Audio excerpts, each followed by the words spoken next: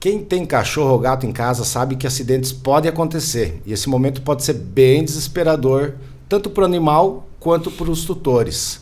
Para isso, a gente convidou o Dr. Paulo Giesel, que atua na prática clínica aqui na Veterinário do Ari, em Marechal Cândido Rondon, para contar um pouquinho para nós como agir nesse momento, contar para nós também um pouco sobre a prática clínica e como agir para o animal ter uma plena recuperação depois desses acontecimentos.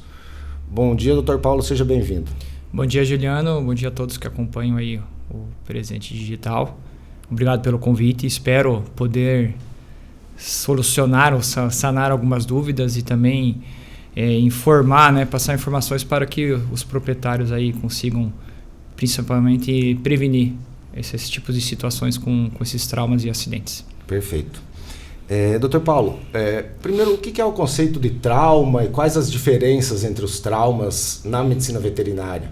O trauma, na verdade, ele é bem abrangente, o contexto de trauma, né? Ele tem, se você for pegar, o trauma não é só um acidente, né? Foi atropelado, por exemplo, aconteceu um trauma. Tá? Esse é um tipo de trauma, mas a gente tem trauma de contusões, traumas penetrantes, como, por exemplo, briga entre cães, entre gatos, enfim. Né? Então, a gente tem aí dentro dos traumas, a gente tem traumas de baixo impacto, alto impacto. Então, o contexto é bem abrangente, né? Mas não é só ele bateu a perna ou foi atropelado, só tem isso dentro da questão do trauma, né? O trauma é bem abrangente e ele pode acometer aí os cães e gatos de diversas formas.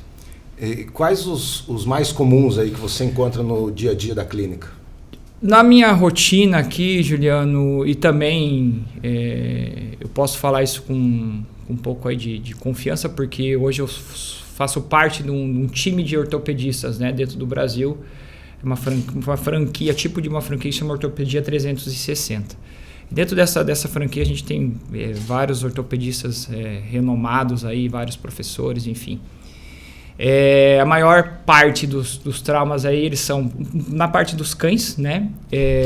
Mais a questão de acidentes automobilísticos mesmo, traumas, atropelamentos, na verdade, né? E em gatos, né, que é a minha rotina maior, né? Mais questão de saltos, de quedas, né? Que acontece muito em gatos, até porque eles vivem mais em ambientes internos, em apartamentos, e eles são... Né, eles têm esse hábito de subir, subir geladeira, querer ficar em alturas maiores, né? E aí isso faz com que a gente tenha esses acidentes aí dentro dos felinos na questão de quedas. Então, a maioria, dentro da minha rotina e dentro do que os meus colegas também compartilham com nós lá dentro do nosso grupo, é essa, né? Acidentes aí, atropelamentos, né? Traumatismo por atropelamentos em cães, e em gatos a questão das quedas. Pode falar um pouquinho mais desse grupo que você participa aí? Então, Juliano, eu sou formado há 15 anos, né, pelo FPR de Palotina, e dentro desse caminho eu sempre trilhei o meu caminho na clínica de pequenos animais, né, clínica de cirúrgica, né. Mas eu sempre tive uma paixão por ortopedia, né, sempre foi uma questão pessoal minha aí, um gosto que eu tive dentro dessa área, né? Porque abrange muita coisa, né? Então, dentro desse caminho, eu sempre fui tentando me aperfeiçoar, buscar mais conhecimentos, não só na área de ortopedia, mas mais focado nisso, né? Então, dentro dessa procura por conhecimento, eu acabei conhecendo o mentor dessa ideia, que é o professor Alexandre Chamadec, de Curitiba, né? Um cara fenomenal aí, super conceituado, e ele teve essa ideia dentro do caminho dele também de construir uma franquia com ortopedistas de vários locais do Brasil, né? E depois de um tempo eu fazendo cursos e tudo, ele me fez esse convite tal para ser esse braço aqui em Marechal Cândido Rondon, né? Então fiquei muito feliz com o convite. E a gente tem aí, eu estou dentro de um grupo aí onde que eu falo que eu sou uma formiguinha, né? Porque só tem cara muito grande, com muito conhecimento. E isso é muito positivo para mim, porque eu consigo trazer isso para os meus clientes, né? Com certeza. Doutor Paulo, você falou que os traumas é bem abrangente, né? Às vezes, de repente, o tutor pode nem perceber um trauma no seu cachorro, no seu gato. Quais os sinais de alerta? O que ele tem que estar atento para observar uma situação dessa? Principalmente os gatos, né? Porque os gatos eles conseguem se esconder aí ou omitir informações dos seus tutores, né? Mas a gente tem vários sinais que podem que o tutor tem que ficar em alerta, né? A mudança de comportamento, às vezes, olha, ele não tá comendo mais da forma que ele estava comendo, porque isso pode ser um sinônimo de dor, né? Também ele tinha o costume, mudanças de comportamento dentro do contexto de rotina mesmo, que pode ser sutil, mas já está demonstrando que, olha, eu estou com um pouco de dor aqui. Como eles não podem falar, às vezes essa mensagem corporal tem que os tutores têm que ficar atentos em cima disso. Aí, claro, daí passando esses sinais mais sutis, aí a gente tem, né, os outros sinais, como um edema, um inchaço ali no membro afetado, uma claudicação, ele está mancando, parece que ele não está legal. Antes ele pulava da cama, agora não pula mais, né? E aí sinais mais graves ainda que não está caminhando, está com dor, está vocalizando, aí acaba sendo bem perceptível pelos proprietários. Aconteceu o trauma, não teve o que fazer. Como o tutor deve agir nesse momento? Porque as pessoas, dependendo do trauma, pode ser bem desesperador, né, Dr. Paulo? Pode, né?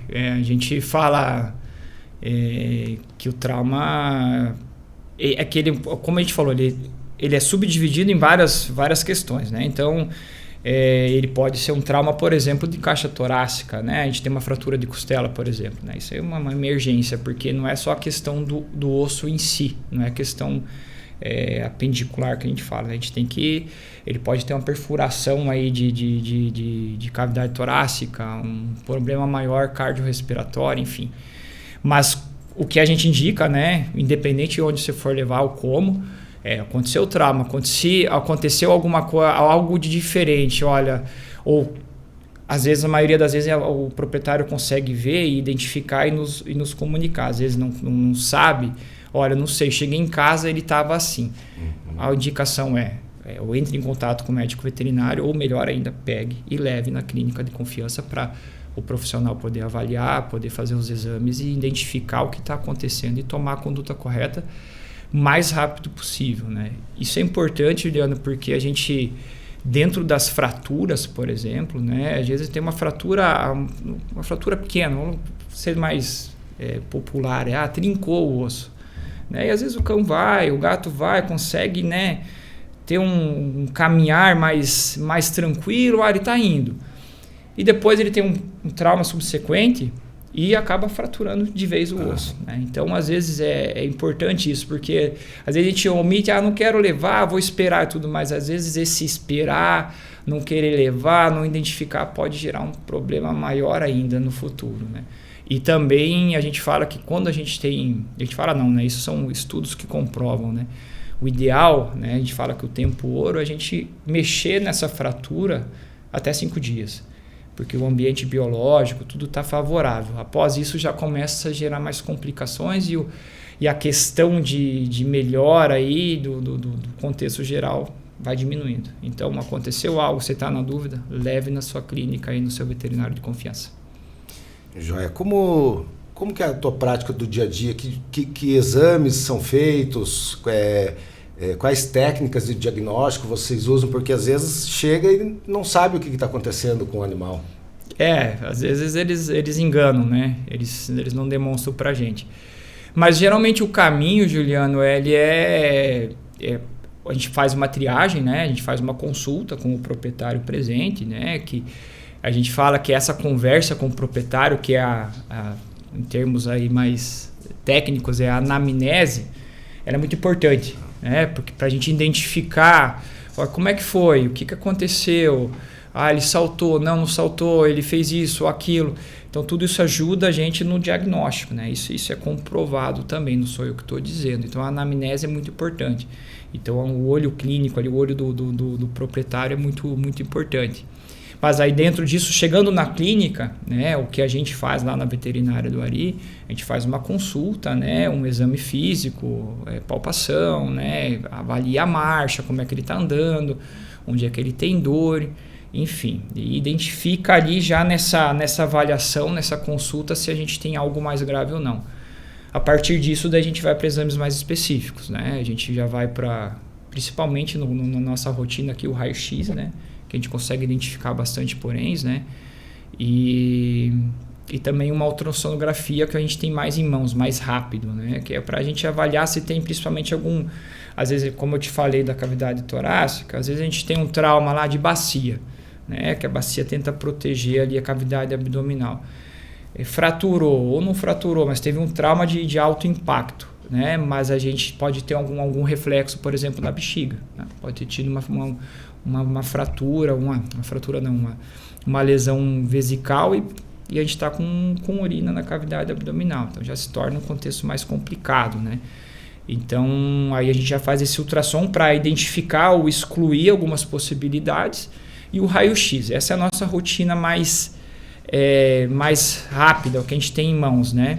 Claro, daí os exames sanguíneos, perfil, ver se está tudo certo com os órgãos internos, para a gente dar o próximo passo, se a gente vai usar uma tala, se a gente vai intervir cirurgicamente ou não.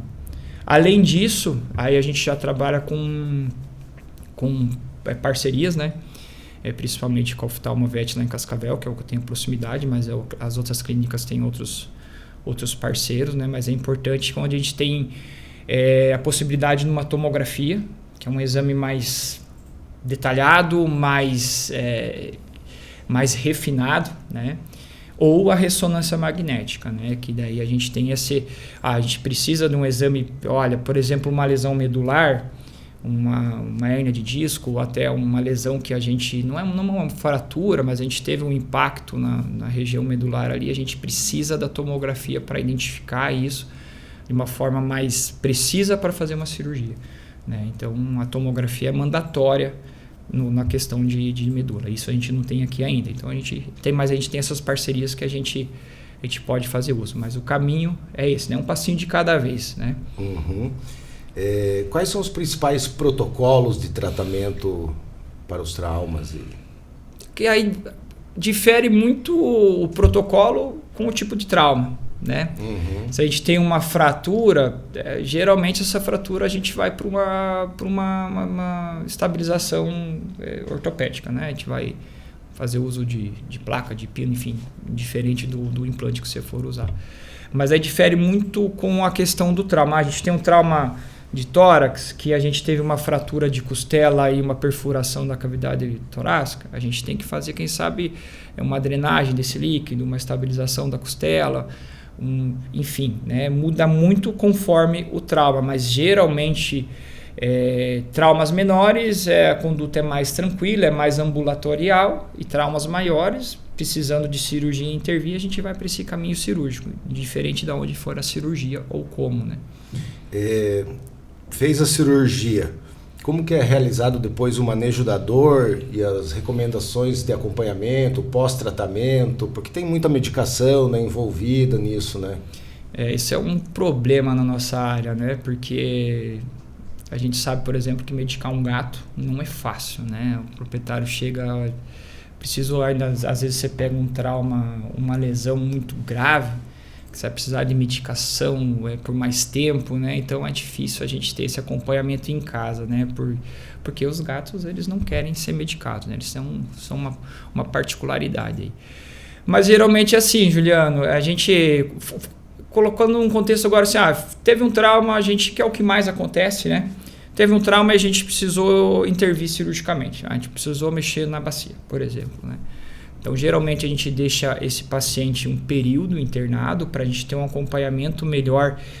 E isso que você comentou, muito importante, esse controle de dor, né, é mais efetivo, de forma como fazer isso de forma mais efetiva é com medicações injetáveis.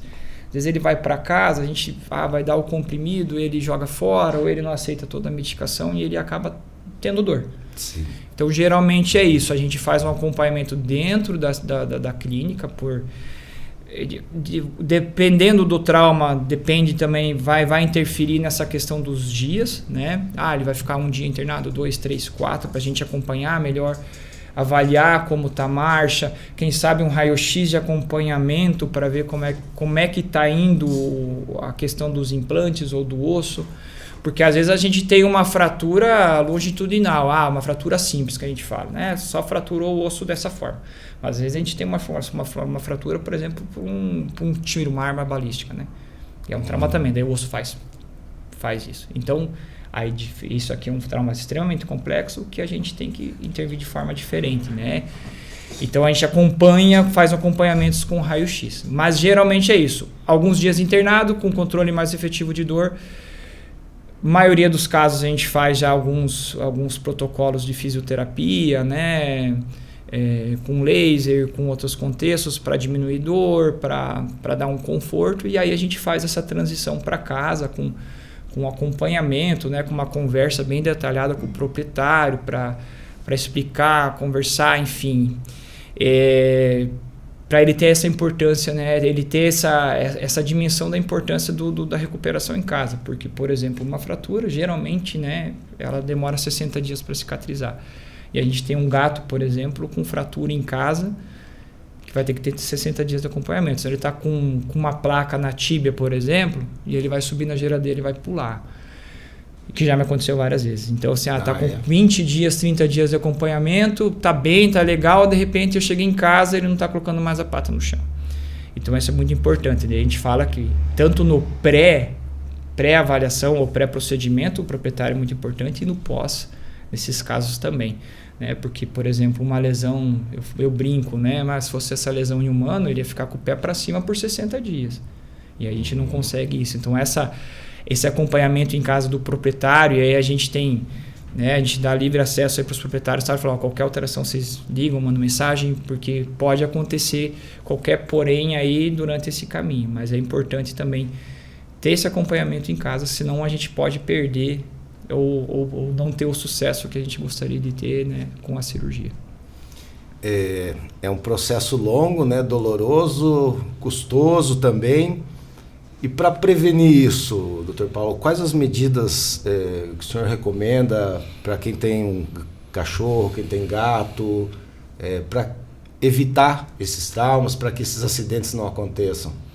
A gente tem que, assim, principalmente na questão de atropelamentos, a gente tentar evitar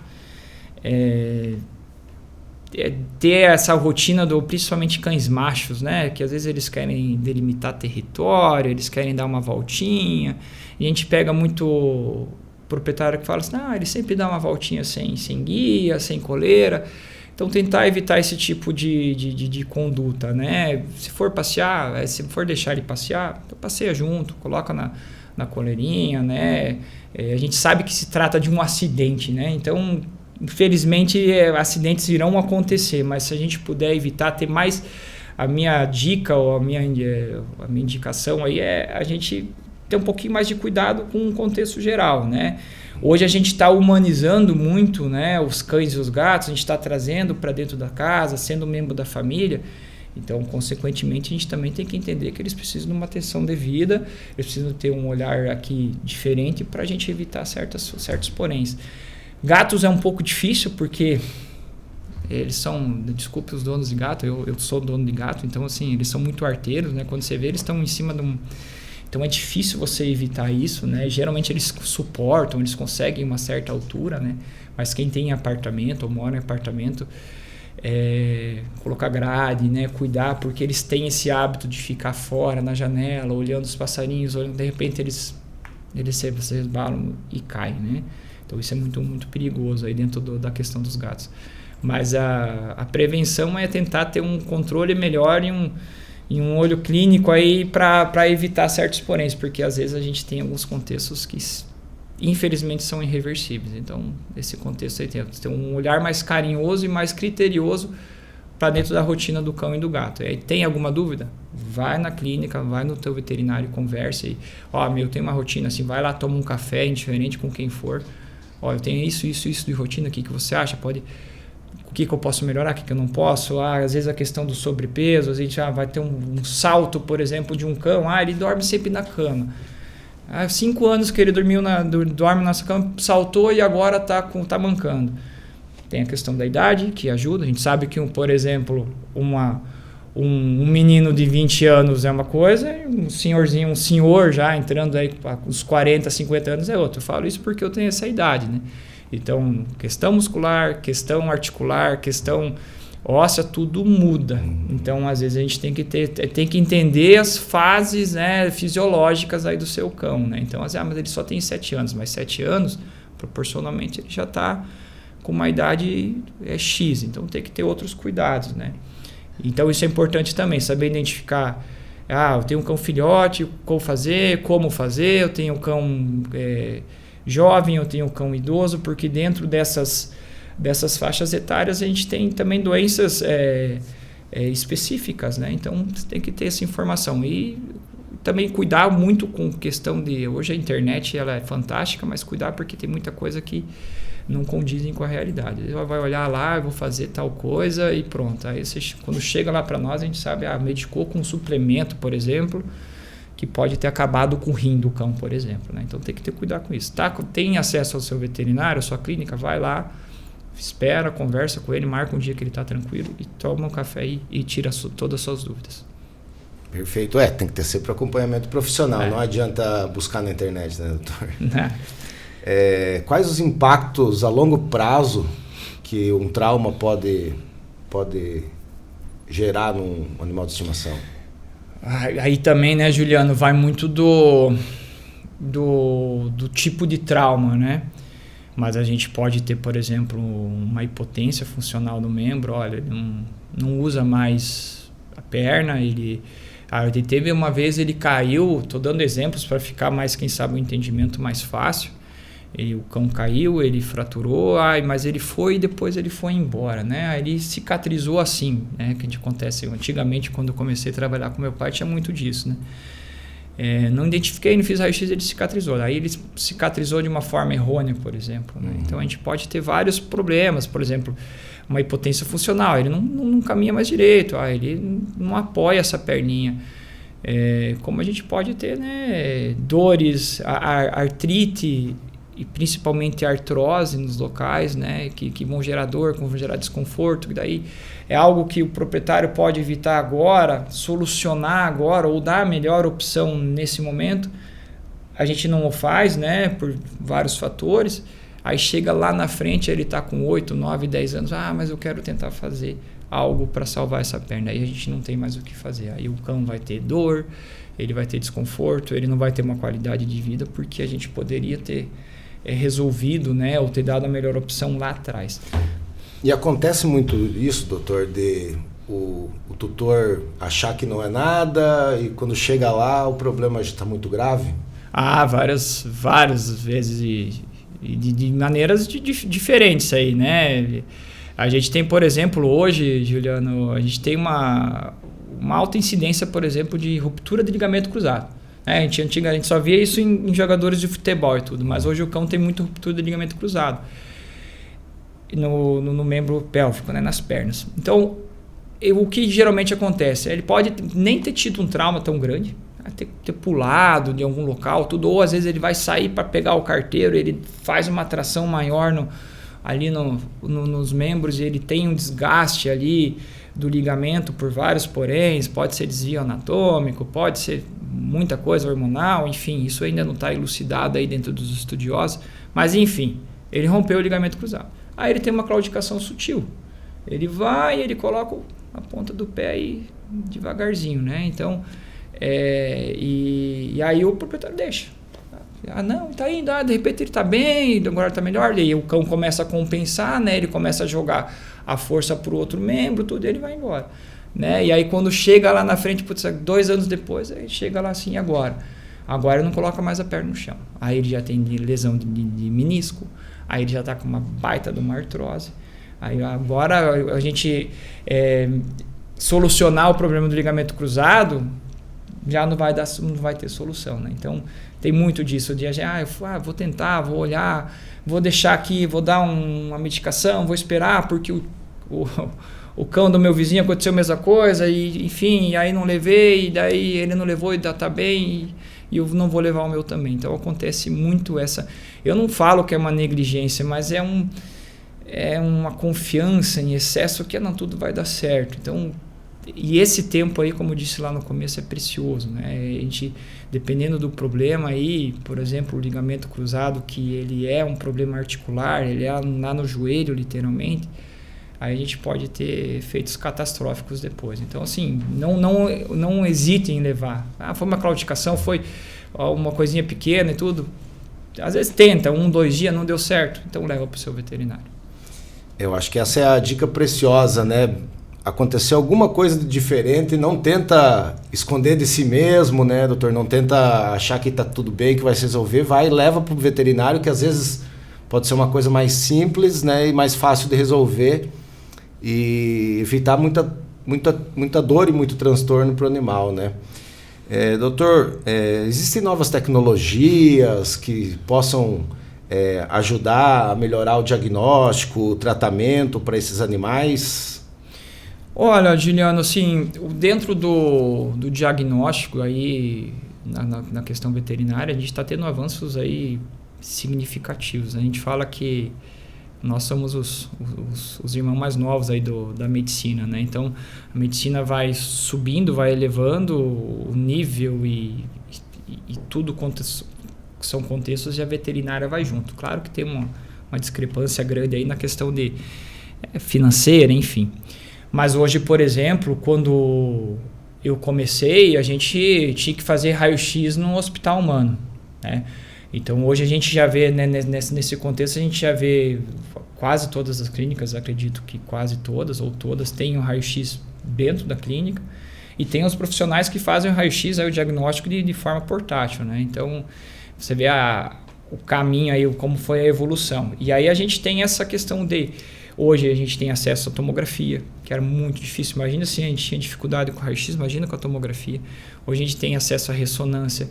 Então, assim, que são os exames assim que a gente fala, exame ouro, né? A gente também tem, por exemplo, dentro com uma tomografia, a gente pode fazer uma modelagem 3D do osso para a gente estudar, ou a gente ter um pré-cirúrgico. Eu pego o membro lá que foi fraturado, que tem um desvio angular, ou que tem algum porém mais grave, eu faço a tomografia e eu mando pro pessoal lá fazer essa peça em 3D lá, e a gente tem essa impressão né, e a gente consegue trabalhar com essa impressão. Não? Então, hoje a gente tem métodos aí muito efetivos e que ajudam demais, né, para a gente ter uma conduta final, né, uma melhor cirurgia, com menos efeitos colaterais e com mais sucesso pro cão também. A gente tem também já artroscopia, né, um pouquinho, ainda vai demorar um pouco para chegar na nossa região, mas hoje, assim, quase tudo que a gente tem dentro da medicina aí a gente consegue ofertar para cães e gatos aí. Já é maravilha. Doutor, obrigado pela sua vinda aqui para conversar um pouco com a gente. Acho que foi bem esclarecedor. Importante alertar os tutores, né, a qualquer momento, a qualquer sinal, sempre levar ao seu médico veterinário. E até uma próxima.